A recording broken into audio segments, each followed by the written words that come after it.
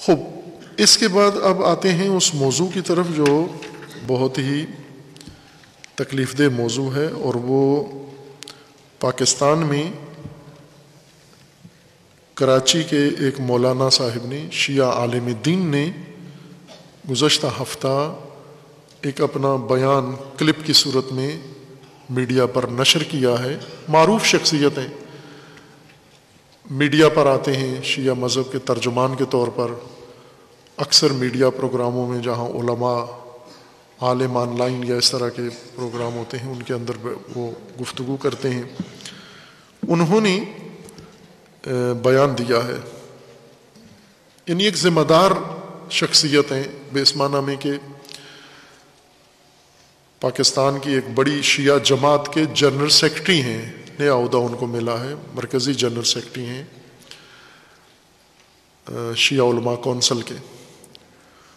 انہوں نے یہ بیان دیا ہے کہ ان کا ایک تحقیقاتی تعلیمی ادارہ ہے زہرا اکیڈمی کے نام سے، اس اکیڈمی کے محققین نے ریسرچ کی ہے، بڑی محنت کی ہے، اور محنت کر کے، یہ میں ان کا بیان نقل کر رہا ہوں جو انہوں نے میڈیا پہ دیا ہے، اور اس بیان نے ایک زلزلہ پاکستان میں ایجاد کر دیا ہے، خوفناک۔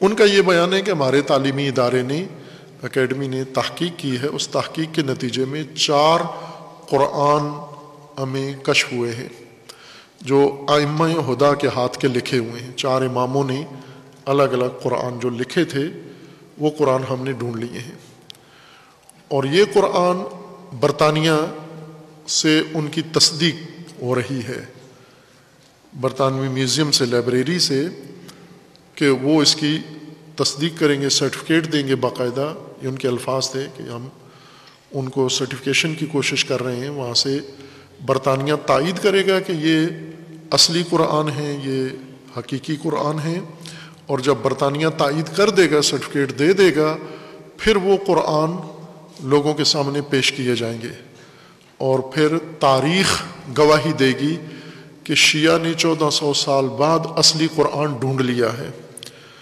اور ڈھونڈ کے پیش کر دیا ہے۔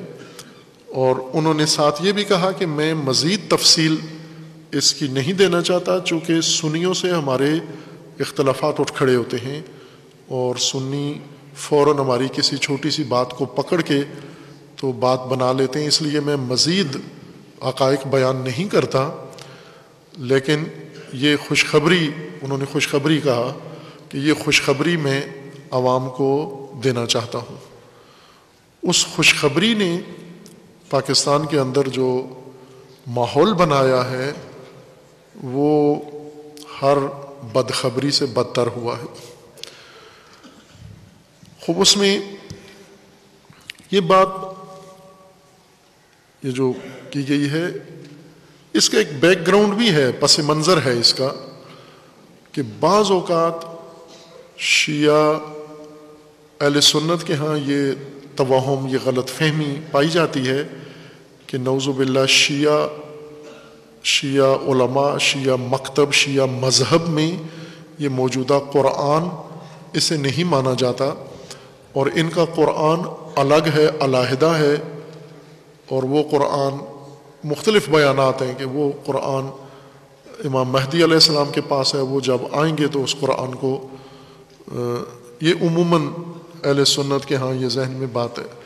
بعض اوقات اہل سنت کے ہاں جو غلط فہمیاں ہیں شیعہ کے بارے میں اور شدید ہیں، ان کے ثبوت بعض نام نہاد شیعہ ان کو فراہم کر دیتے ہیں۔ یہ بھی ہو جاتا ہے کہ ایسے افراد موجود ہیں پاکستان میں بھی اور پاکستان سے باہر، وہ ایسی غیر ذمہ دارانہ بات کرتے ہیں جس سے ان توہمات کو تصدیق ثبوت مل جاتا ہے۔ عموماً تو یہ تاثر دیا جاتا ہے کہ شیعہ کا یہ قرآن نہیں ہے، ان کے نزدیک امام علی علیہ السلام نے قرآن لکھا تھا، وہ قرآن خلفاء نے رائج نہیں ہونے دیا، سینسر کر دیا، تو وہ قرآن ائمہ کے پاس تھا اور اب امام مہدی علیہ السلام کے پاس ہے، وہ جب ظہور کریں گے تو وہ قرآن لائیں گے اور پیش کریں گے۔ میں نے عرض کیا یہ غلط فہمی ہے، یہ اہل سنت کے ہاں یہ بات راسخ ہے، وہ اس کو مانتے ہیں، اور بعض اوقات شیعہ کی طرف سے کوئی غیر ذمہ دار آدمی اس کا ان کو ثبوت بھی دے دیتا ہے، یعنی وہ بھی اظہار ایسا کر دیتے ہیں۔ اس بنیاد پر ظاہر ہے جب کسی قوم کے اندر موجودہ قرآن پر ایمان ہی نہ ہو، اعتقاد ہی نہ ہو، تو اس کے بارے میں پھر دوسرے مسلمان یقیناً تردید کا شکار ہوں گے کہ یہ مسلمان بھی ہیں یا نہیں ہیں۔ اور اس میں ناسبی شیعہ مخالف سنی بھی ہیں، سنیوں کے اندر شیعہ مخالفت بقدر کافی ہے۔ ناسبی شیعہ مخالف نہیں ہیں، ناسبی اہل بیت کے مخالف ہیں۔ یہ فرق کریں آپ، شیعہ مخالف اور اہل بیت کے مخالفین اور دشمنوں میں فرق ہے۔ شیعہ دشمن کوئی بھی ہو سکتا ہے، بے دین آدمی بھی ہو سکتا ہے، کوئی سیاسی گروہ بھی ہو سکتا ہے، کوئی مذہبی طبقہ بھی ہو سکتا ہے، شیعہ کے ساتھ دشمنی ہو سکتی ہے ان کو، لیکن بہت سارے جو شیعوں کے مخالف ہیں یہ اہل بیت کے مخالف نہیں ہیں، اہل البیت کے دشمن نہیں ہیں، اہل البیت کو مانتے ہیں، شیعہ کو نہیں مانتے۔ ناسبی وہ طبقہ ہے جو اہل بیت کا دشمن ہے، آل رسول کا دشمن ہے، اور حقیقتاً خود رسول اللہ کا دشمن ہے۔ یہ بنو امیہ کے پیروکار ہیں، یہ کوئی موقع ہاتھ سے جانے نہیں دیتے تشیع کے خلاف اور اہل بیت کے خلاف زہر اگلنے میں، کوئی موقع ہاتھ سے جانے نہیں دیتے۔ وہ اس قسم کے بیانات کو فوراً پکڑتے ہیں اور ان بیانات سے پھر اپنے حق میں استفادہ کرتے ہیں، جذبات ابھارتے ہیں، نفرت پھیلاتے ہیں، مخالفت۔ مولانا موصوف جنہوں نے یہ اظہارات کیے ہیں قرآن کے بارے میں، انہوں نے یہ نہیں کہا کہ امام مہدی علیہ السلام وہ قرآن لائیں گے، انہوں نے فرمایا کہ زہرا اکیڈمی نے وہ قرآن کشف کر لیا ہے۔ اب امام مہدی علیہ السلام نے کہاں رکھا ہوا تھا زہرا اکیڈمی پہنچ کے، یہ وہاں پر زیادہ محفوظ نہیں تھا میرے خیال میں وہ، چونکہ عموماً تو یہ کہا جاتا ہے نا کہ وہ تو امام کے پاس ہے، جب امام آئیں گے تو اس کو پیش کریں گے۔ زہرا اکیڈمی پہلے ہی اس خزانے تک پہنچ گئی ہے اور وہ قرآن کشف کر کے لے آئے ہیں۔ ساتھ ہی انہوں نے یہ بھی کہا ہے کہ اہل سنت میں، یعنی زیادہ وضاحت نہیں کرتا چونکہ اہل سنت کے ساتھ اختلاف ہو جاتا ہے۔ عزیزان، اس قسم کے مطالب شیعہ علماء یا شیعہ ذاکرین یا شیعہ خطباء جب پیش کرتے ہیں تو فوراً ہمارے ذہن میں یہی کھٹکا آتا ہے کہ اب اہل سنت اس کے مقابلے میں رد عمل دکھائیں گے۔ شیعوں کے اندر ڈر، خوف پیدا ہو جاتا ہے کہ اب اس بیان سے اہل سنت ہمارے خلاف رد عمل دکھائیں گے، اور دکھایا بھی ہے، انہوں نے بہت شدید دکھایا ہے۔ اہل سنت میں ناسبی کثرت سے ہیں، ان ناسبیوں میں شیعہ دشمن کثرت سے ہیں، شیعہ قاتل دہشت گرد گروہ ہیں۔ انہوں نے فوراً یہ بیان پکڑا ہے اور اپنی حقانیت کے طور پر، ثبوت کے طور پر پیش کیا ہے۔ باقی سنیوں کو یہ کہا ہے کہ ہم کہتے تھے تمہیں کہ ان کا اس قرآن پر ایمان نہیں ہے، چونکہ باقی سنی نہیں مانتے اس بات کو یا ان کی بات قبول نہیں کرتے تھے، تو انہوں نے کہا کہ باقی تو ذاکر جاہل ہیں ان کے، لیکن یہ تو ان کے عالم ہیں، یہ تو ان کے جنرل سیکرٹری ہیں، یہ تو میڈیا میں ان کے سپوک مین ہیں، ترجمان ہیں، تو یہ تو مستند ہیں۔ تو پر اب انہوں نے بھی اقرار کر لیا ہے کہ شیعہ کا اس قرآن پر کوئی اعتقاد، ایمان نہیں ہے۔ وہ جو موقع کی تلاش میں ہیں، انہوں نے موقع ضائع نہیں کیا اور دھڑا دھڑ کثرت سے وہ بھی اہل سنت عوام کے اندر اس کو پھیلا رہے ہیں۔ اب بات کے دو پہلو ہیں، ایک یہ کہ یہ بیان اور اس جیسے بیان اور نظریات ان سے اہل سنت استفادہ کرتے ہیں شیعوں کے خلاف، اور اہل سنت کے خوف سے پھر اس کو کسی نہ کسی طریقے سے کور کرنے کی کوشش کی جاتی ہے۔ بعض پھر علماء میدان میں آ جاتے ہیں کہ جب کوئی آدمی اس طرح کا بلنڈر کر دے، ذاکر، خطیب، کوئی بھی شخصیت، تو باقی علماء میدان میں آ کے اس کو کور کرنے کی کوشش کرتے ہیں، کسی طرح اس کو فضا کو ہموار کرنے کی کوشش کرتے ہیں، گول مول بیانیے جاری کرنا شروع کر دیتے ہیں، اصل موضوع کو ٹچ کیے بغیر، غلطی کو غلطی کہے بغیر، غلطی کو غلط کہے، غلط آدمی کو غلط کہے بغیر ایسے گول مول کرنے کی کوشش کرتے ہیں. ممکن ہے اس کا اچھا اثر بھی ہوتا ہوگا، میں نہیں کہتا، لیکن ایک دوسرا پہلو یہ ہے کہ یہ بیانات کیا فقط اہل سنت کے احساسات کو مجروح کرتے ہیں؟ کیا فقط اہل سنت کا رد عمل آپ کے لیے اہمیت رکھتا ہے؟ خود شیعہ کے اندر یہ افکار، یہ نظریات کیا اثر ڈالتے ہیں، اس کی تمہیں پرواہ نہیں ہے؟ شیعہ سے نہیں ڈرتے آپ، خدا سے نہیں ڈرتے آپ. اس قسم کے بیانات اہل سنت کو نقصان نہیں پہنچاتے، یہ تشیع کو نقصان پہنچاتے ہیں. یہ نظریات، یہ نظریے کہ یہ موجودہ قرآن مکمل نہیں ہے نعوذ باللہ، اور مکمل قرآن ائمہ کے پاس ہے اور وہ بعد میں ظاہر ہوگا، یہ اہل سنت کو نہیں نقصان پہنچاتے، ان کو فائدہ دیتی ہیں یہ چیزیں، خصوصاً ناصبیوں کو. یہ تشیع کی بنیاد ختم ہو رہی ہے، تشیع کی بنیاد ہل رہی ہے، آپ کے مذہب کے اوپر دبا لگ رہا ہے. شیعہ کی گمراہی کے لیے یہ ساری باتیں ہیں، شیعہ زیادہ گمراہ ہو رہا ہے. اہل سنت کو تو گول مول کر کے ہم چلو کانے کر دیں گے، یا وہ خود مصلحت سمجھ کے نہیں آوا دیں گے اس مسئلے کو، لیکن وہ چپ بھی ہو جائیں تو کیا مسئلہ حل ہے؟ باقی اگر اہل سنت چپ ہو جائیں، وہ کہیں جی ٹھیک ہے جی ہم کچھ نہیں کہتے، یہ بیان تھا، غلط فہمی تھی، سنی چپ ہو جائیں سارے، کوئی کلپ نہ نکالیں. لیکن شیعہ اس نظریے کو سن کر مان لے اگر، یا ان کے دل میں یہ شک بھی آ جائے موجودہ قرآن کے بارے میں، تو کیا وہ نقصان نہیں ہے؟ اس کا خوف نہیں ہے کسی کے اندر؟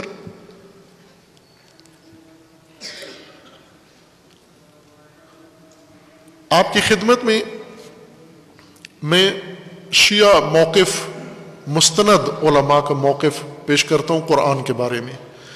نہ اہل سنت کو قانی کرنے کے لیے، اہل سنت میں سے جو معتدل ہیں وہ اس قسم کی چیزوں کو نہیں مانتے، محقق جو اہل سنت ہیں، لیکن جو متعصب ہیں انہیں جتنا بھی آپ قانی کریں وہ قانی نہیں ہوں گے. جن کے دلوں میں نفرت بیٹھی ہوئی ہے، بغض بیٹھا ہوا ہے، انہوں نے قبول نہیں کرنا. لہٰذا ہم اپنی انرجی اہل سنت کو قائل کرنے میں نہ لگائیں، اپنے لوگوں کو بچاؤ انحراف سے، گمراہی سے، ضلالت سے، تباہی سے. شیعہ کو بچاؤ، شیعہ جوان کو بچاؤ، شیعہ نسل کو بچاؤ.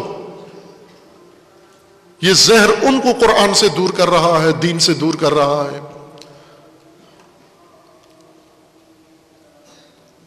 اس لیے ملت شیعہ، قوم شیعہ، نسل شیعہ، جوانان شیعہ، ان کو پتہ ہونا چاہیے کہ شیعہ کا اصل عقیدہ کیا ہے،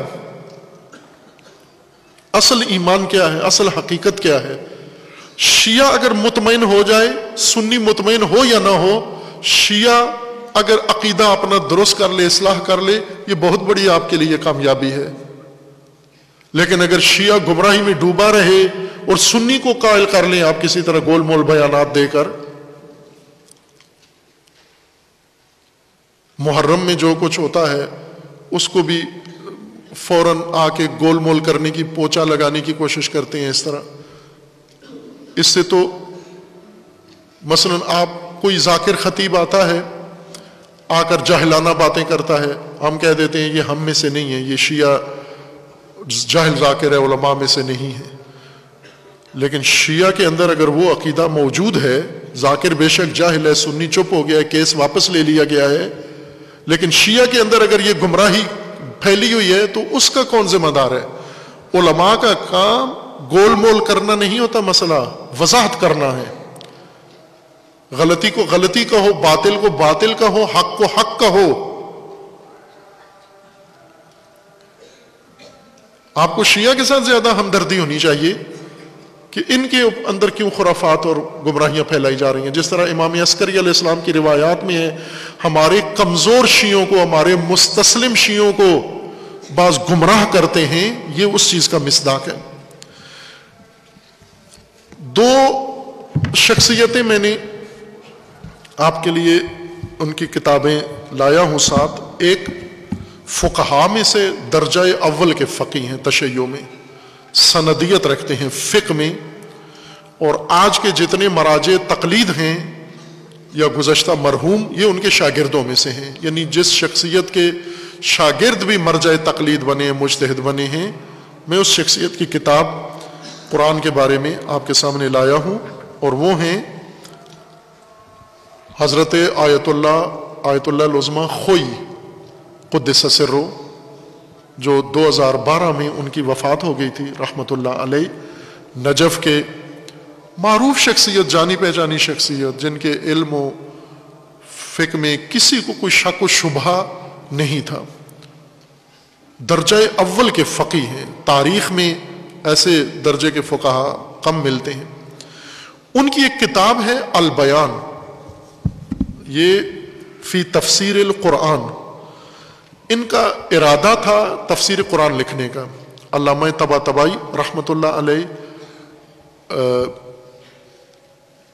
سید محمد حسین طباطبائی اور سید ابو القاسم خوئی، یہ دونوں ہم زمان معاصر کلاس فیلو تھے، یہ دونوں نجف میں پڑھتے تھے ایک ہی استاد کے پاس،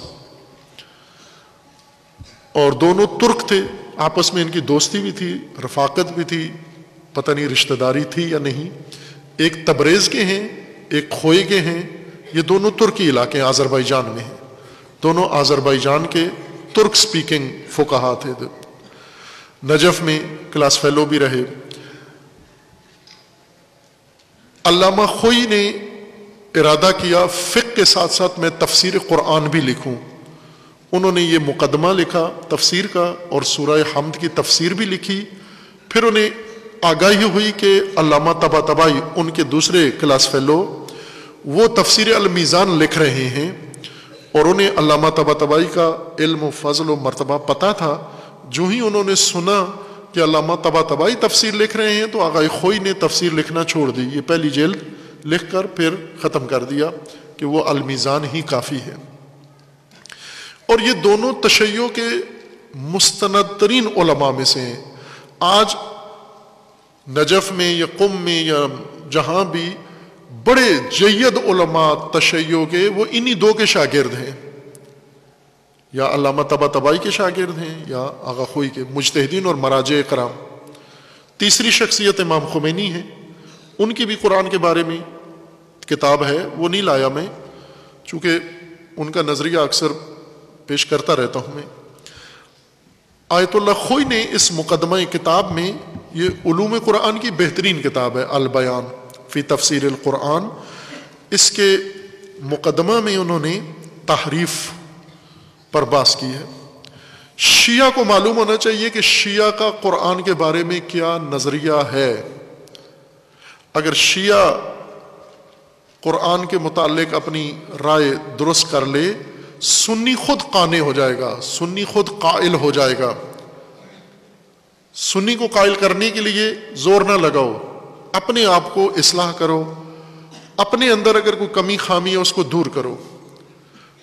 قرآن کریم کے متعلق شیعہ کا موقف ان دونوں علماء نے، حضرت علامہ طباطبائی نے تفسیر المیزان میں، اور جناب آغا خوئی نے اپنی کتاب تفسیر البیان میں، یہ ایک جلد ہے، مقدمہ پر انہوں نے چھوڑ دی، المیزان 20 جلد ہے، اس میں مکمل بحث ہوئی ہے۔ اس میں مرحوم آغا خوئی بیان فرماتے ہیں کہ تحریف آیا قرآن میں ہے یا نہیں، ہوئی ہے یا نہیں۔ شیعہ علماء کیا کہتے ہیں، تاریخ بھر کے شیعہ علماء، ائمہ کے زمانے سے لے کر آج تک 2021 تک کیا کہتے ہیں علماء، مستند شیعہ علماء جو واقعاً علماء ہیں۔ پاکستان میں یہ بھی ایک مسئلہ ہے کہ علماء کا جو سٹینڈرڈ ہے، علماء کا جو ماڈل ہے، پاکستانیوں کے سامنے صحیح طریقے سے موجود نہیں ہے۔ ان کے سامنے زیادہ تر خطباء ہیں، اور زیادہ تر وہ حضور عالم ہیں جو اپنا علمی نصاب مکمل طور پر پڑھے ہوئے نہیں ہیں، لیکن پاکستان کے خلا میں انہوں نے ایک مقام اپنا پیدا کر لیا ہے۔ لیکن حقیقی مستند علماء میں، فقہا میں سرخیل ان کے حضرت آغا خوئی ہیں۔ یہ فرماتے ہیں کہ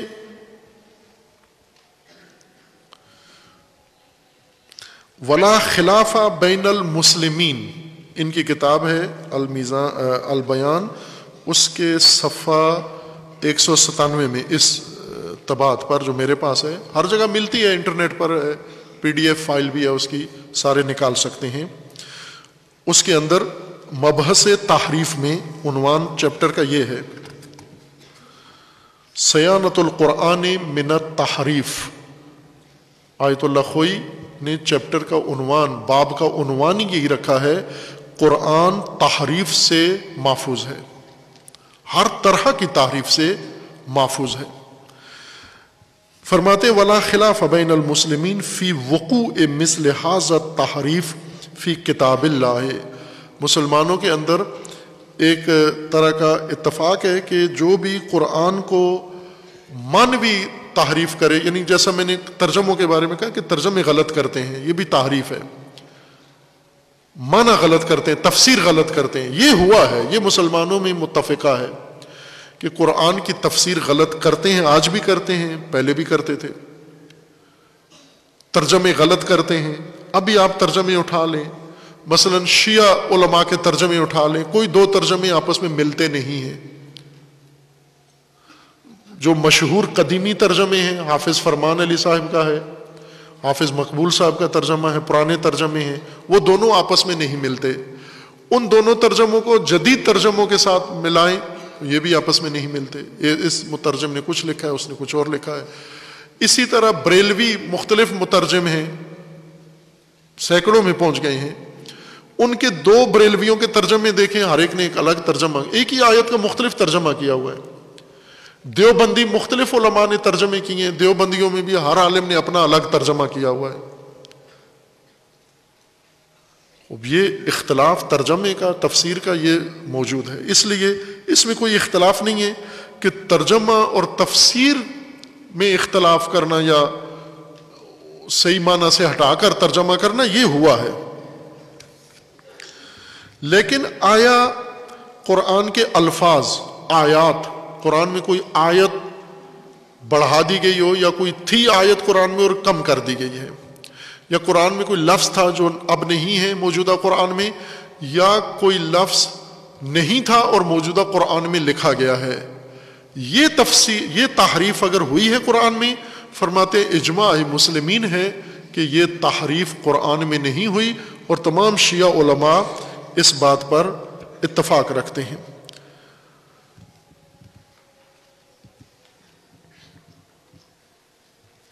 وَأَمَّا الشِّيَعَةُ، اس ابتدائی گفتگو کے بعد شیعہ نظریہ علامہ خوئی یوں بیان فرماتے ہیں، فَهُمْ، معذرت اگلا چیپٹر،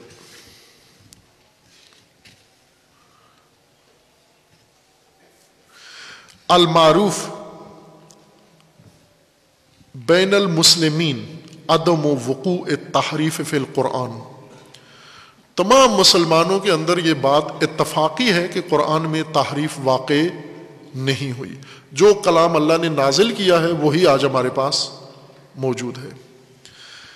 اس کی ترتیب میں فرق ہے، ظاہر ہے شان نزول. جو آیت سب سے پہلے نازل ہوئی تھی رسول اللہ پر، کون سی آیت تھی؟ اقرا. یہ کس پارے میں ہے؟ آخری پارے میں. جو سب سے پہلے نازل ہوئی ترتیب کے لحاظ سے سب سے آخر میں ہے، اور جو سب سے آخر میں نازل ہوئی وہ کس میں ہے؟ وہ 5ویں پارے میں، سورہ مائدہ میں، 4 یا 5ویں پارے میں. سب سے آخری آیت پہلے آ گئی، سب سے پہلی آیت آخر میں. یہ ترتیب ہے. ترتیب جس طرح قرآن نازل ہوا ہے اس طرح قرآن مدون نہیں ہوا. اور یہ کس نے کیا ہے؟ یہاں بھی شیعوں کو شبہ ہے، شیعوں کو غلط فہمی ہے. ذاکروں نے اور خطیبوں نے اور جاہلوں نے یہ غلط فہمی پیدا کی ہے کہ قرآن کی ترتیب خلفاء نے کی ہے. بعض کہتے ہیں خلیفہ اول نے قرآن ترتیب دلوایا ہے، بعض کہتے ہیں خلیفہ دوم نے قرآن ترتیب دلایا ہے، اور زیادہ تر قائل یہ ہے کہ خلیفہ سوم نے یہ کام کیا ہے. قرآن کا ایک نسخہ تدوین کر کے یہ انہوں نے رائج کر دیا، باقی جلا دیے. یہ کام کیا انہوں نے، لیکن قرآن کی ترتیب انہوں نے نہیں دی. قرآن ترتیب دیا ہے خود رسول اللہ صلی اللہ علیہ وآلہ وسلم نے. یہ شیعہ اعتقاد ہے. قرآن نہ کسی صحابی نے ترتیب دیا ہے، نہ کسی خلیفہ نے ترتیب دیا ہے، نہ کسی اور نے، نہ کاتب نے.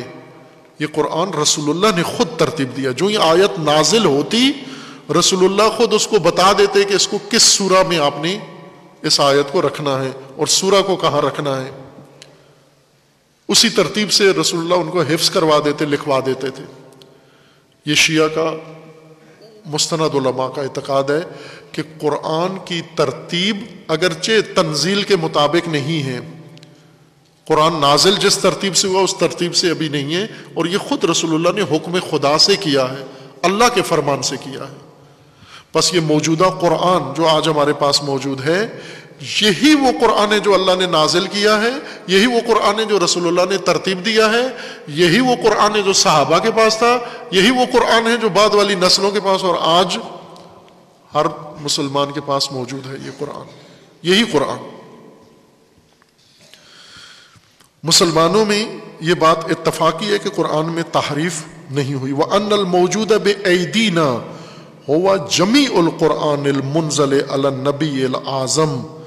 یہ قرآن جو آج موجود ہے ہمارے پاس، بے ایدینا، ہمارے ہاتھوں میں، یہی نبی اکرم پر نازل ہوا ہے. وَقَدْ صَرَّحَ بِذَلِكَ كَثِيرٌ مِّنَ الْأَعْلَامِ.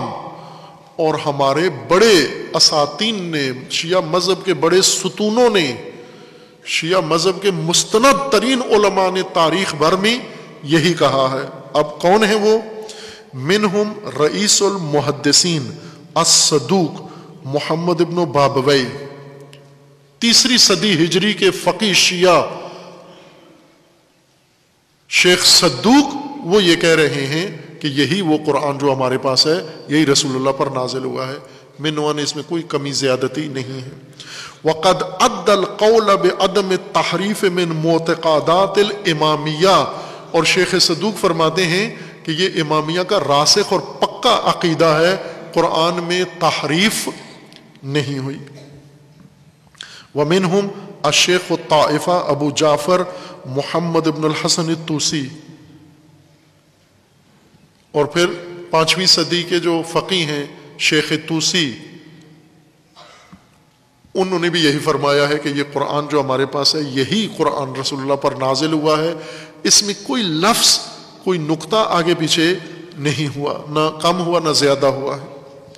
وَصَرَّحَ بِذَلِكَ اول تفسیرہ التبیان.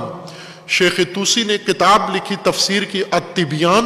اس تفسیر کے اندر یہ صراحت کی ہے کہ قرآن میں کسی قسم کی تحریف نہیں ہوئی ہے. وَنَقَلَ الْقَوْلَ بِذَلِكَ أَيْضًا عَنْ شَيْخِهِ عَلَمِ الْهُدَى السید المرتضیٰ. اور شیخ طوسی نے کہا ہے کہ میرے استاد علم الہدا سید مرتضیٰ رحمۃ اللہ علیہ، ان کا بھی یہی عقیدہ تھا کہ قرآن میں کسی قسم کی کوئی تحریف نہیں ہوئی ہے. وَإِسْتِدْلَالُ عَلَى ذَلِكَ بِأَتَمِّ دَلِيلٍ. وَمِنْهُمْ الْمُفَسِّرُ الشَّهِيرُ الطَّبْرَسِي. البیان، تفسیر البیان جو ابھی پڑھائی بھی جاتی ہے مدرسوں کے اندر، اس کے مصنف اور مؤلف مرحوم طبرسی، انہوں نے اپنی تفسیر مجمع البیان میں یہی کہا ہے کہ قرآن میں تحریف نہیں ہوئی ہے. ومنہم شیخ الفقہاء الشیخ جعفر فی باس القرآن فی کتابہ کشف الغطاء. بہت عظیم فقیہ شیخ جعفر کاشف الغطاء کبیر، انہوں نے اپنی کتاب کشف الغطاء میں یہ لکھا ہے کہ قرآن میں تحریف نہیں ہوئی ہے. وَدَّعَ الْإِجْمَاعَ عَلَى ذَلِكَ. اور شیخ جعفر کاشف الغطاء نے دعویٰ کیا کہ اس پر امامیہ شیعہ علماء کا اجماع ہے. وَمِنْهُمْ العلامة الجلیل الشہشانی فی باس القرآن فی کتابہ العروۃ الوثقی. شیخ شہشانی کی کتاب عروۃ الوثقی ہے، اس کے اندر بھی انہوں نے صراحت سے لکھا ہے قرآن میں تحریف نہیں ہوئی ہے. وَنَسَبَ الْقَوْلَ بِعَدَمِ التَّحْرِيفِ إِلَى جُمْهُورِ الْمُجْتَهِدِينَ. اور انہوں نے یہ لکھا ہے اپنی کتاب میں کہ تمام علماء امامیہ، جمہور یعنی سب علماء امامیہ، عدم تحریف کے قائل ہیں کہ قرآن میں تحریف نہیں ہوئی. ومنہم المحدث الشہیر المولا محسن القاسانی فی کتابیہ ہے. اور اسی طرح مرحوم فیض کاشانی رحمۃ اللہ علیہ، انہوں نے اپنی کتابوں کے اندر لکھا ہے، 2 کتابوں میں قرآن میں تحریف نہیں ہوئی ہے. ومنہم بطل العلم المجاہد الشیخ محمد جواد البلاغی فی مقدمت تفسیر آلاء الرحمن، اور اس معاصر زمانے کے سب سے بڑے مفسر جن کی تفسیر ہے آلاء الرحمن، اس کے مصنف محمد جواد البلاغی، انہوں نے کتاب تفسیر کے مقدمہ میں لکھا ہے کہ قرآن میں تحریف نہیں ہوئی ہے. وقد نسب جماعة القول بعدم التحریف الى كثير من الاعاظم منهم الشیخ المشائخ المفید، اور بعضوں نے یہ لکھا ہے کہ شیخ مفید بھی قائل تھے کہ قرآن میں تحریف نہیں ہے. والمتبحر الجامع الشیخ البہائی، شیخ بہائی بھی قائل تھے کہ قرآن میں تحریف نہیں ہے. والمحقق القاضی نور اللہ، اور شہید ثالث قاضی نور اللہ ششتری، وہ بھی قائل تھے کہ قرآن میں تحریف نہیں ہے. وَأَزْرَابَهُمْ وَمِمَّنْ يَظْهَرُ مِنْ الْقَوْلَ بِعَدَمِ التَّحْرِيفِ كُلُّ مَنْ كَتَبَ فِي الْإِمَامَةِ مِنْ عُلَمَاءِ الشِّيَعِ وَذَكَرَ فِيهِ الْمَصَالِبَ وَلَمْ يَتَعَرَّضْ لِلتَّحْرِيفِ. آپ تمام تاریخ میں معتبر شیعہ علماء کی کتابیں دیکھیں، کسی نے بھی شائبہ تک، اشارہ تک تحریف کی طرف، قرآن میں تحریف کے وقوع کی طرف نہیں کیا. وجملۃ القول ان المشہور بین علماء الشیعہ ومحققیہم، مشہور قول شیعہ کے درمیان اور محقق علماء کے درمیان. علماء کی 2 قسمیں ہوتی ہیں، محقق اہل تحقیق اور مقلد، یعنی وہ علماء جن کی تحقیق نہیں ہے، سنی سنائی باتیں لوگوں کو سناتے ہیں. جس طرح ہوتا ہے نا کہ ایک شخص ہے، وہ خود کوئی چیز بناتا ہے، انڈسٹری والے خود بناتے ہیں، باقی دکانوں والے، سٹوروں والے ان سے خرید کے بیچتے ہیں. علماء کی بھی 2 قسمیں ہیں. کچھ علماء ایسے ہیں جو دوسرے علماء کی تحقیقات کو بیان کرتے ہیں، کچھ اپنی تحقیق بیان کرتے ہیں. مرحوم آغا خوئی فرماتے ہیں محقق شیعہ علماء، یہ جن کے نام لیے ہیں انہوں نے، یہ مقلد نہیں تھے، ان سب کا بل المتسالم علیہ بینہم، بلکہ مسلم قول، متفق علیہ قول شیعہ علماء محققین کے درمیان وہ القول بعدم التحریف، قرآن میں تحریف نہیں ہوئی ہے.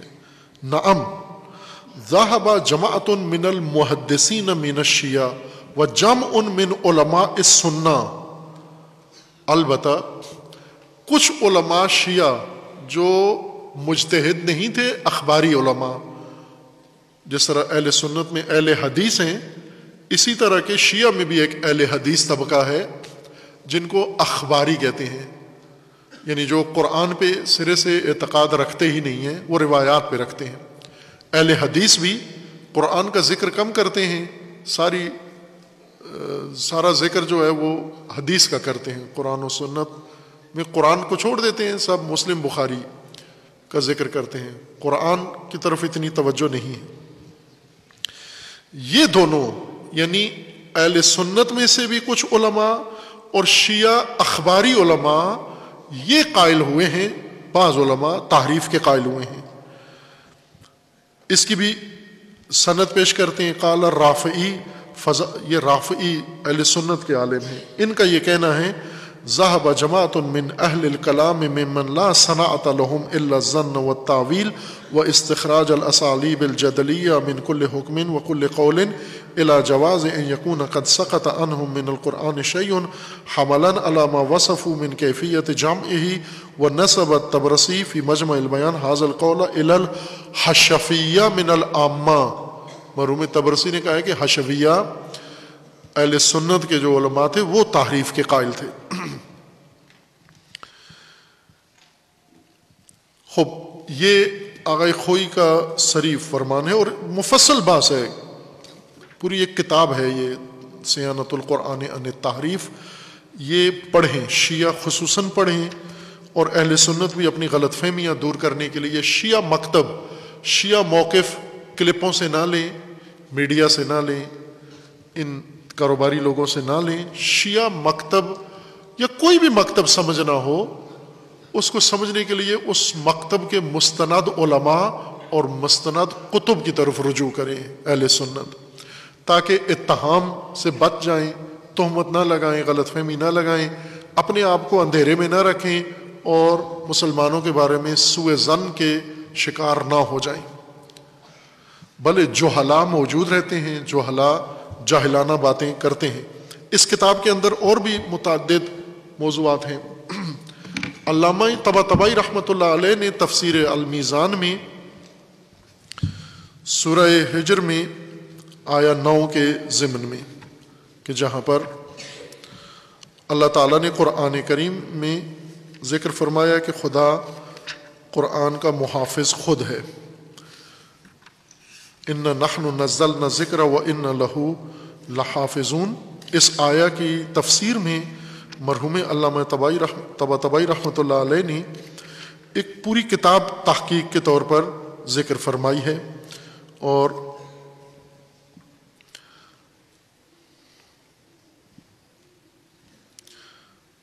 یہ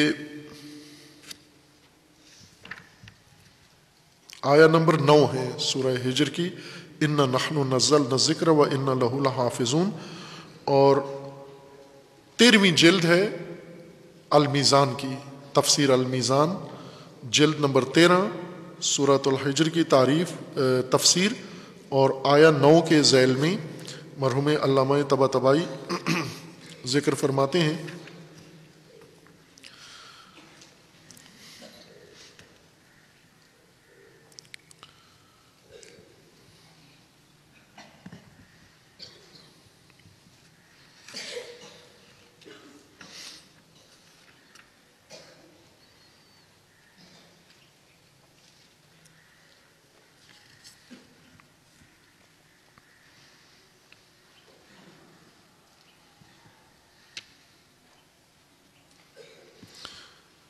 تفسیر میں علامہ ذکر فرماتے، میں مفصل ہے یہ بات، اس کا خلاصہ کر کے آپ رجوع کر سکتے ہیں۔ صفحہ، یہ کتاب جو انتشارات جامعہ مدرسین میں سے ہے، مختلف طباعت ہیں المیزان کی، مدرسین کی طباعت کے صفحہ 104 سے یہ بات، کلام فی ان القرآن مسون ان التحریف، انہوں نے بھی اپنی کتاب کا، اپنی تحقیق کا عنوان یہ رکھا ہے کہ یہ مفصل بات ہے چند فصلوں کے اندر، اس حقیقت میں کہ قرآن میں کسی قسم کی کوئی تحریف نہیں ہوئی، یہی قرآن جو ہمارے پاس ہے یہی منزل من اللہ ہے، یہی رسول اللہ پر نازل ہوا ہے اور محفوظ ہے، جس طرح نازل ہوا اسی طرح محفوظ ہے۔ اس کو انہوں نے ثابت کیا قرآن کی متعدد دلیلوں سے، خود قرآن سے ثابت کیا۔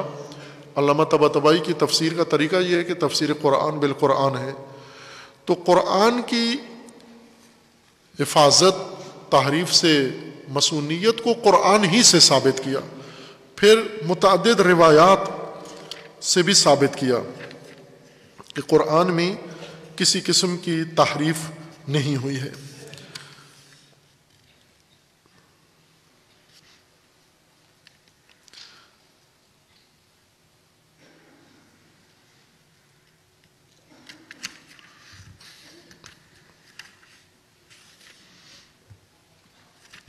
میں اس کا آغاز ایک پیراگراف پڑھ دیتا ہوں تبرکاً، چونکہ مفصل بات ہے، اس کو تدریس کی ضرورت ہے، درس استاد پڑھائے عوام کو بھی اور شاگردوں کو بھی، یہ چیپٹر بہت اہم ہے۔ اس میں مرحوم علامہ طباطبائی فرماتے ہیں،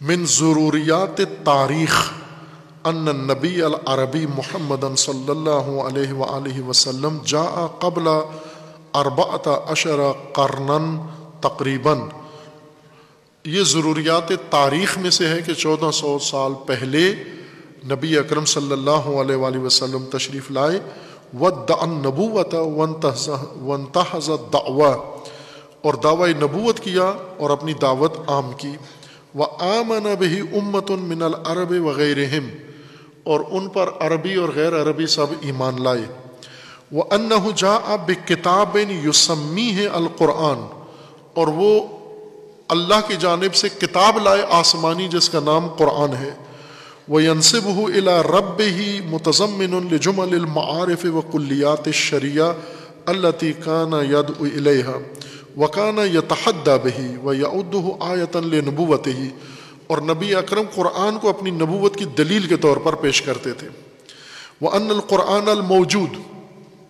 یہ سن لیں شیعہ، علماء، طلباء، عوام سب سن لیں، آپ قرآن کے بارے میں ان لوگوں سے سنتے ہو جو قرآن زندگی میں ایک دن بھی نہیں پڑھا انہوں نے، اور جیسا میں نے بارہا کہا کہ آپ کے خطباء جب مجلسوں میں آتے ہیں تو ان کا ٹیسٹ لو کہ وہ قرآن دیکھ کر بھی پڑھ سکتے ہیں یا نہیں۔ ابھی کچھ عرصہ پہلے ایک جاہل نے آیت اپنی طرف سے گھڑ کے کہ اللہ تعالیٰ نے قرآن کے سورہ مریم میں، سورہ بھی بتایا اس نے کہ سورہ مریم میں اللہ نے حضرت مریم کو کہا کہ یا مریم ھذا بیت العبادت لیس بیت الولادت، نیچے سے عوام نے نعرے لگائے، کسی جاہل نے یہ نہیں پوچھا کہ یہ کہاں سے یہ لے آیا ہے، کس قرآن میں یہ ہے۔ بعد میں ایک دوسرے نے، دستار والے نے اس کا دفاع کیا، گول مول کرتے ہیں نا، ایک غلطی کرتا ہے دوسرا کور کرتا ہے اس کو آ کر، وہ کور والے دستار والے نے کیا کہا کہ ایک آدھ آیت اگر قرآن میں بڑھا بھی دی جائے تو اس سے کوئی فرق نہیں پڑتا، آپ لوگوں کو برا بلا مت کہو۔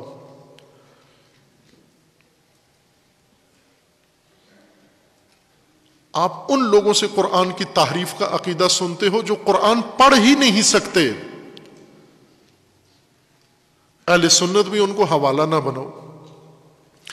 ابھی اسی ہم زمان ادھر پاکستان میں یہ واقعہ ہوا ہے، ہندوستان میں ایک معروف بھارتی مرتد ہے، معروف شہرت ہے اس کی، مرتد، جو دین کے ہر ضابطے اور رکن کے مخالف ہے، قرآن کا منکر ہے، رسول اللہ کی رسالت کا منکر ہے، خاتمیت کا منکر ہے، ہر چیز کا منکر ہے، وسیم رضوی کے نام سے، اور وہ شیعہ کے طور پر جانا جاتا ہے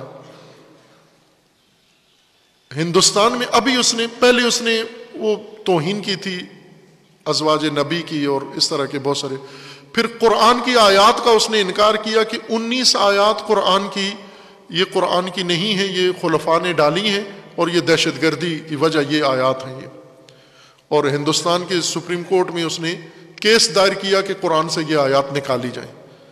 اس کے بعد بھی کوئی اس کو مسلمان سمجھتا ہے؟ کوئی ہے دنیا میں ایسا انسان باضمیر جو اس کو کہے یہ مسلمان ہے؟ یہ مسلم مرتد ہے، حکمی مرتد ہے، موضوعی مرتد ہے۔ یہ علماء کی خاموشی دلیل نہیں ہوتی، ابھی اسی کے اوپر علماء سارے خاموش، اس مرتد کے اظہارات پر سارے علماء خاموش، ہر غلطی پر علماء کی خاموشی عوام کو توہم میں ڈال دیتی ہے کہ شاید یہ بات درست ہی کر رہا ہے۔ یہ جو علماء سارے چپ بیٹھے ہوئے ہیں تو اس کا مطلب ہے ٹھیک کہہ رہا ہوگا، نہ ٹھیک نہیں کہہ رہا، غلط کہہ رہا ہے، باطل کہہ رہا ہے۔ اس نے آ کر یہ کہا ہے، باقاعدہ انہوں نے ہندوستان میں یہ درخواست دی ہے کہ شیعوں کو غیر مسلم اقلیت قرار دیا جائے۔ یہ مرتد گروپ جو ہے، انہوں نے ہندوستان کے مسلمانوں میں یہ فرق کیا ہے کہ یہ سنی مسلمان ہیں، انہیں مسلمان شمار کیا جائے، شیعوں کو غیر مسلم کے طور پر اقلیت غیر مسلم ڈکلیئر کیا جائے۔ یہ مرتد ہیں، یہ کسی شیعہ نے ان کو روکا نہیں۔ اور اسی طرح اس نے یہ بھی انحرافی بات کی ہے، ارتدادی بات کی ہے اور کافرانہ بات کی ہے اس نے کہ شیعہ رسول اللہ کے پیروکار نہیں ہیں، محمد کے شیعہ نہیں ہیں، علی کے شیعہ ہیں، سنی محمد کے پیروکار ہیں اور شیعہ علی کے پیروکار ہیں۔ یہ مرتد انسان ہے۔ اس مرتد کی بات کو ایک ناسبی اور کئی ناسبی موضوع بنا کر شیعہ کے اوپر حملہ کر رہے ہیں، ائمہ کی توہین کر رہے ہیں، گستاخی کر رہے ہیں۔ یہ دونوں پلید ہیں، دونوں نجس ہیں، یہ ناصبی بھی پلید انسان ہے جو ایک مرتد کی بات کو شیعہ کی بات متعارف کروا رہا ہے، اور یہ شیعہ علماء کی خاموشی کی وجہ سے ہے۔ اگر شیعہ علماء خاموش نہ ہو، کور نہ کریں غلطیوں کو، وضاحت کریں، غلطی کو غلطی کہیں، پھر کسی ناصبی کو موقع نہیں ملے گا کہ وہ اس قسم کے جہلاء کے بیانات سے آپ کے مذہب کی توہین کریں۔ اب آپ توجہ کریں کہ یہ علامہ طباطبائی تاریخ میں ان سے بڑا مفسر پیدا نہیں ہوا، نہ شیعہ میں نہ سنی میں۔ یہ مبالغہ نہیں ہے، یہ حقیقت ہے جو اہل تحقیق قبول کرتے ہیں۔ کوئی اگر ثبوت مانگتا ہے تو خود یہ تفسیر پڑھ کے دیکھ لے، اگر تفسیر پڑھ کے اس کو یہ یقین نہ آیا تو پھر میں ذمہ دار ہوں اپنی بات کا کہ ان سے بڑا مفسر قرآن شناس نہیں ہے، یہ ایک سند و حجیت رکھتے ہیں۔ ان کا یہ کہنا ہے وَأَنَّ الْقُرْآنَ الْمَوْجُودُ الْيَوْمِ، یہ قرآن جو آج موجود ہے، بِأَيْدِينَا، ہمارے ہاتھوں میں، ہمارے سامنے جو قرآن موجود ہے، هُوَ الْقُرْآنُ الَّذِي جَاءَ بِهِ، یہ وہی قرآن ہے وہ جو نبی آئے تھے 1400 سال پہلے۔ یہ وہی قرآن ہے، لفظ بلفظ، حرف بحرف وہی قرآن ہے۔ وَقَرَأَهُ عَلَى النَّاسِ المعاصرین لہو، یہ وہی قرآن ہے جو آج ہمارے پاس ہے، جو 1400 سال پہلے نبی نے اپنے زمانے کے لوگوں کو پڑھ کے سنایا تھا۔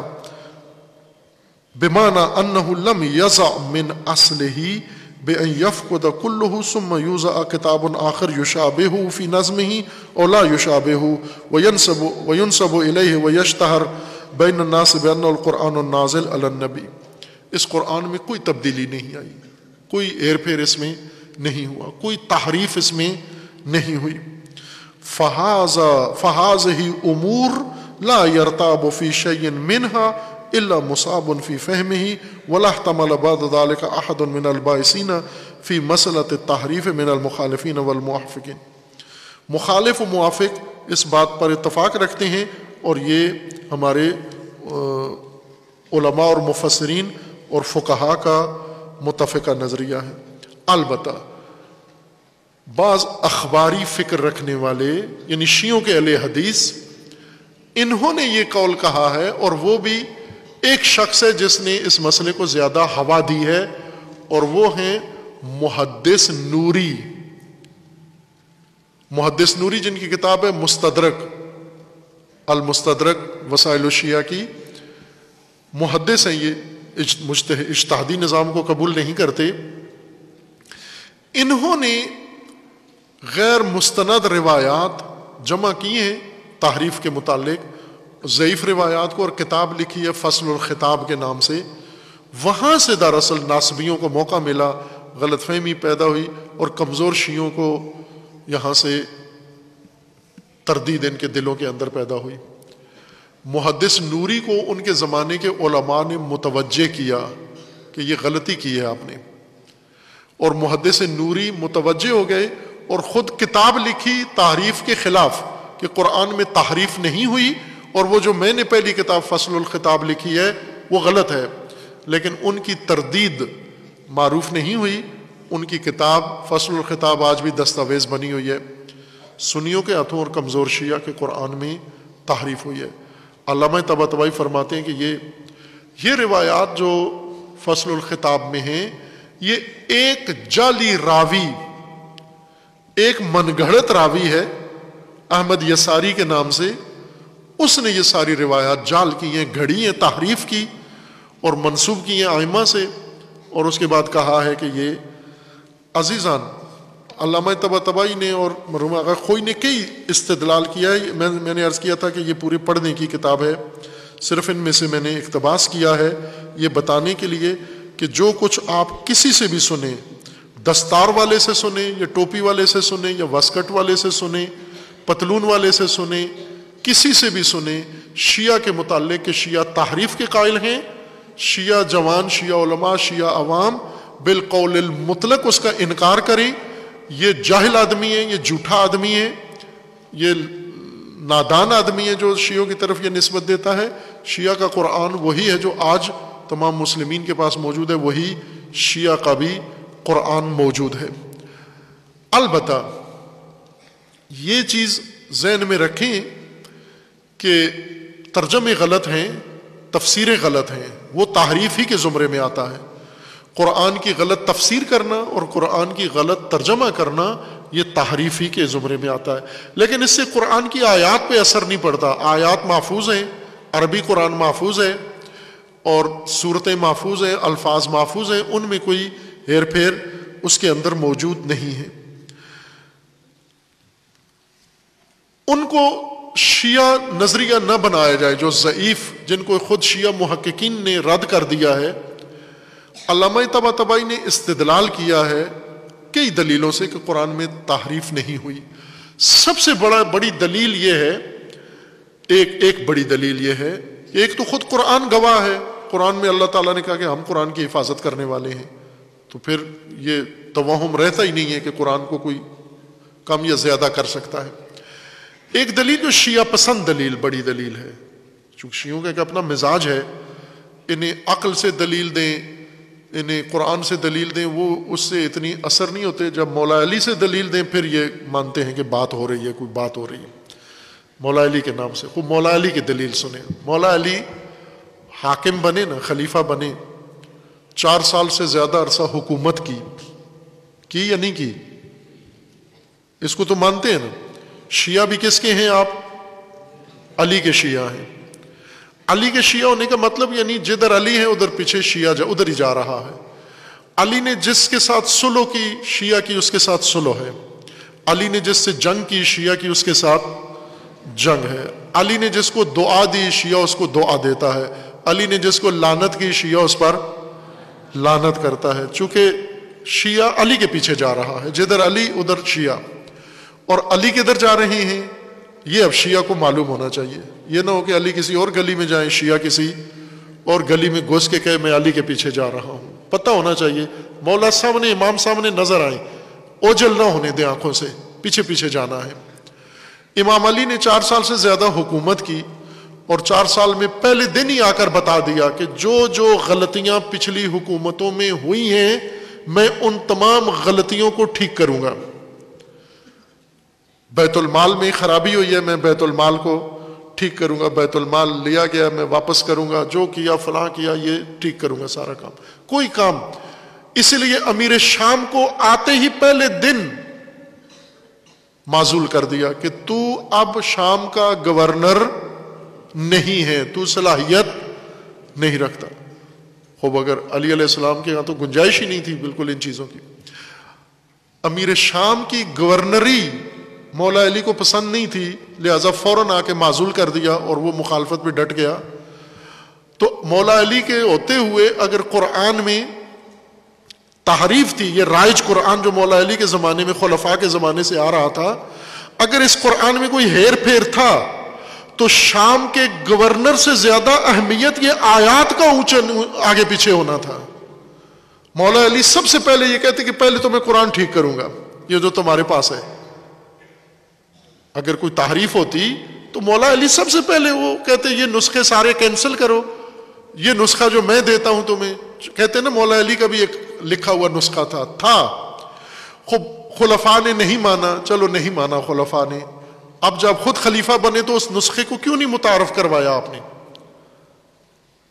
وہ نسخہ رائج کر جاتے نا کہ یہ اصل قرآن جو میرے پاس ہے، یہ خلفاء والے ابھی تک آپ کے پاس تھے، 3 خلیفہ گزرے ہیں، وہ نسخے سارے میں کینسل کرتا ہوں، 4تھا خلیفہ آ کے اپنا نسخہ رائج کرے۔ کیا مولا علی نے یہ کام؟ نہیں کیا۔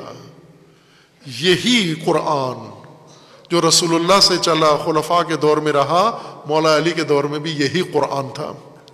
وہ جو کہتے ہیں مولا علی نے لکھا تھا، وہ قرآن نہیں تھا، قرآن کی تفسیر تھی، شان نزول تھا، ترتیب تھی، اس لیے مانا نہیں گیا، قبول نہیں کیا گیا، چونکہ مولا علی نے ہر آیت کے ساتھ لکھا ہوا تھا یہ کس کی مذمت میں آئی ہے، یہ کس کی مدح میں آئی ہے، یہ کس کے بارے میں، کس کے خلاف ہے، کس کے حق میں ہے، اور یہ لوگوں کو پسند نہیں تھا۔ کہا یہ نہیں بتاؤ، قرآن رہنے دو، یہ نہ بتاؤ یہ کس کے بارے میں آیا تھا۔ وہ مولا علی کی تفسیر تھی، شان نزول لکھا ہوا تھا۔ اگر کوئی الگ قرآن ہوتا جو آج اکیڈمی کو مل گیا ہے یہ اگر مولا علی کے ہاتھوں کا لکھا ہوا ہے تو مولا علی نے خود اپنے زمانے میں اکیڈمی کیوں نہیں قائم کی اس کے بارے میں؟ یہ مغالطات ہیں، قوم کو گمراہ کرنے کے لیے ہیں، قرآن کی مہجوریت کا سبب اور عوام کو گمراہ کرنے کا سبب ہے یہ۔ ائمہ اطہار نے، امام صادق علیہ السلام نے تمام فقہ جو ائمہ کے اہل بیت کی تھی وہ ساری لوگوں کو پڑھا دی۔ خوب امام صادق علیہ السلام ایک دن وہ نسخہ بھی پڑھا دیتے نا ان لوگوں کو۔ امام مہدی کے لیے رکھا ہوا تھا نسخہ کہ وہ آ کر اصل قرآن لائیں گے، یہ اصل قرآن ہے، یہی قرآن جو موجود ہے یہ اصل قرآن ہے۔ اس لیے عزیزان اس قسم کی باتیں پہلے ہوئی ہیں، یہ پہلی دفعہ نہیں ہوئی، پہلے بھی ہوئی ہیں، اور ان کی طرف لوگ کان نہ دھریں، مردد نہ ہوں، اپنے ایمان کو ناقص نہ کریں۔ یہ علماء ہی کا کہنا ہے، اب میرے ذہن میں تردید ہے یہ مرحوم آغا خوئی کا قول ہے یا علامہ طباطبائی کا، جو بھی قرآن میں تحریف کا قائل ہوگا وہ ایمان کے دائرے سے باہر ہو جائے گا۔ یہ انہی میں سے قول ہے، میں نے ڈھونڈنے کی کوشش کی، وقت نہیں تھا میں، لیکن یہ موضوع اہم ہے۔ انشاءاللہ یہی 2 کتابیں اور باقی مستندات کسی وقت اللہ تعالیٰ توفیق دے یہاں طلاب کے لیے ان کو تدریس کیا جائے، اور پھر یہی عوام کے لیے بھی نشر ہو جائیں، تاکہ عوام کو اصل تشیع، ناب تشیع، خالص تشیع، اہل بیت کا تشیع، علوی تشیع، فاطمی تشیع، امام صادق کا جعفری تشیع انہیں پتہ چلے، اور یہ ادھر ادھر سے بہکی ہوئی باتوں کے چکر میں نہ آئیں۔ اللہ تعالیٰ سب کو معاف فرمائے ان جہالتوں سے اور ان غفلتوں سے اور ان تقصیرات سے، اور اگر غیر عمدی طور پر ہوئی ہے خداوند تعالیٰ ان سب کو بھی معاف کرے، ان کی بھی توبہ قبول کرے اللہ تعالیٰ۔ وصلی اللہ علی محمد وآلہ الطیبین الطاہرین۔